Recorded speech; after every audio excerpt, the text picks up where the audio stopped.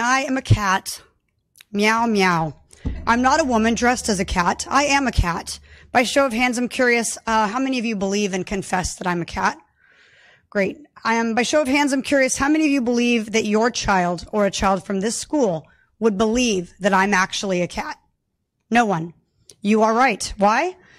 Because you are not stupid, and these children are not stupid. Truth prevails over imagination. Reality exists. Discernment is innate and something we are biologically wired to have. One look at me and you know this to be true. I am a woman posing as a cat. You may also think correctly that if I truly believe I'm a cat, I have a mental disorder. If I suffer from a mental disorder, and if I am unable to discern reality, am I safe to be around children? Would you put me in charge of making critical decisions about the safety and well-being of children and about the direction of their education when I cannot even discern truth from fiction? Confession. I'm not actually a cat, guys, just because I say I am. You've not agreed to or committed to addressing me as a cat simply because I demand it. No tail, whiskers, or outfit makes me a cat, just like no lipstick, high heels, or long hair makes him a man, a woman.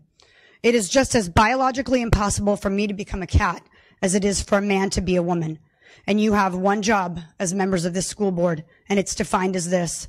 School board members are responsible for broad, forward-thinking, minute analysis and decisive action in all areas that affect students and staff in their schools. I ask you, do you believe that the actions of a grown man playing dress-up as a woman affects the students and staff positively or negatively? A public school is not the place for social experiments in altered realities or gender ideologies.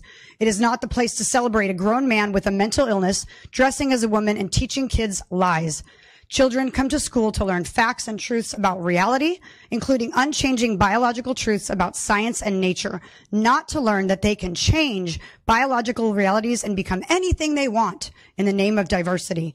What you're actually doing is worse than just lying to our kids. You're forcing them to be participants in your lie, in your charade. You're forcing them to deny what they see with their eyes, and you're forcing them to speak lies. I ask you again, am I a cat?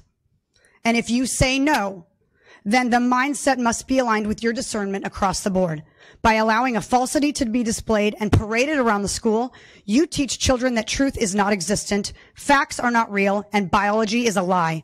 You fail at your job, your only job, by confusing children and teaching them untruths and to coddle a grown man playing dress up as a woman. If you were to address me as a cat right now, it's as ridiculous as when you say Miss Bixler and a grown man's voice comes thundering over the... Thank you.